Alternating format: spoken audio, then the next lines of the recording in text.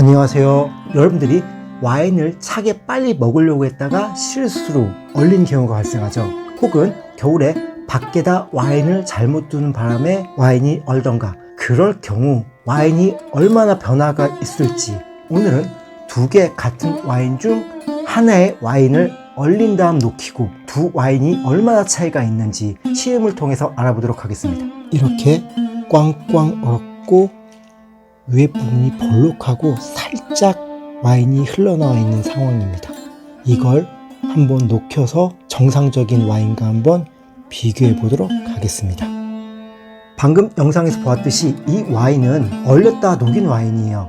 그런데 와인이 얼고 나서 부피가 팽창하는 바람에 스크류캡도 데미지를 받아서 와인이 조금 흘러나왔더라고요. 그러다 보니까 아무래도 정상적인 스크류캡은 공기가 통하지 않았을 텐데 이 얼었던 와인은 녹으면서 공기가 통하는 그런 문제점이 있었을 것 같긴 해요.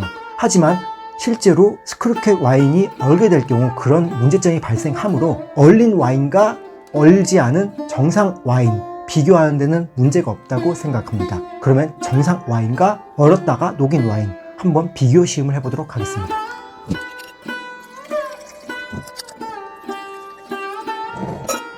시험에 사용할 와인은 여러분들이 매우 잘 아는 매우 유명한 와인이죠. 까시에로 델 디아블로 샤르도네입니다. 오늘은 화이트 와인이 얼고 나서 어느 정도 차이가 있는지 비교를 한번 해볼게요. 우선 색깔의 차이를 한번 보도록 하겠습니다. 이 와인은 얼지 않은 정상적인 와인입니다. 옅은 레몬색이고요. 영상을 촬영하기 전에 두 가지를 비교해봤는데 눈으로서 차이는 보이지 않더라고요.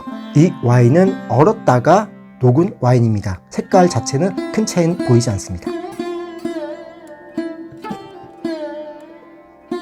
두 와인을 비교해 봤을 때 향에서도 별 차이가 안 나요. 둘 다 레몬, 멜론, 사과 그 정도의 단순한 향이 납니다. 이렇게 얼린 와인과 정상 와인을 비교하는데 고급 와인을 사용하긴 좀 그래서 10,000원 정도의 저가 와인을 사용해 봤는데요. 원래 와인이 단순해서 그럴 수도 있고 저 같은 일반인이 구분을 못해서 그럴 수도 있겠는데요. 향에서 차이가 느껴지진 않습니다. 사실 맛도 차이를 잘 못 느끼겠어요.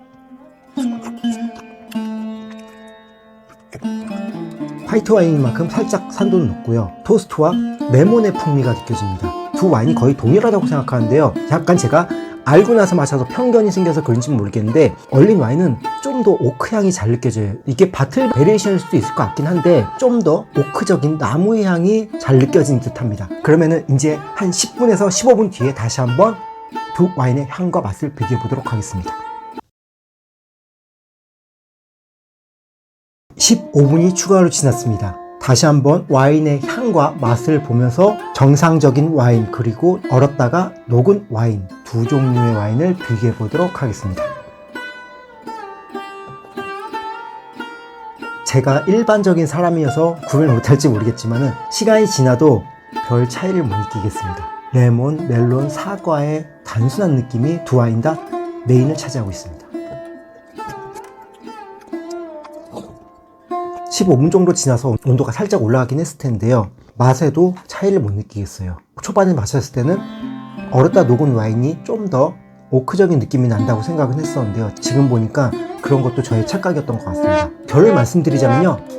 저가의 와인은 한번 얼렸다 녹여도 큰 차이가 없다고 생각을 해요. 고급 와인은 저의 재정상의 한계로 비교는 못 해봤지만 일단 이런 저가 화이트 와인은 차이는 없으니까 설령 잘못해서 얼렸더라도 녹여서 드시면 된다고 저는 생각이 됩니다.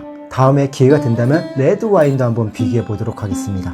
결론적으로 여러분들께서 저가의 단순한 화이트 와인을 실수로 얼렸다가 녹여도 맛에 큰 차이는 없으니까 너무 걱정하지 마시라, 그렇게 말씀을 드리고 싶네요. 대신 아까 말씀드렸지만은 와인의 팽창위에서 스크류캡이 영향을 받아서 고장나기 때문에 얼은 와인은 최소한 산화가 덜 되도록 될 수 있으면 빨리 드시라, 그 정도만 조언을 해드리면 될 것 같네요. 다음에도 또 다른 흥미있는 주제로 여러분들을 찾아뵙도록 하겠습니다. 감사합니다.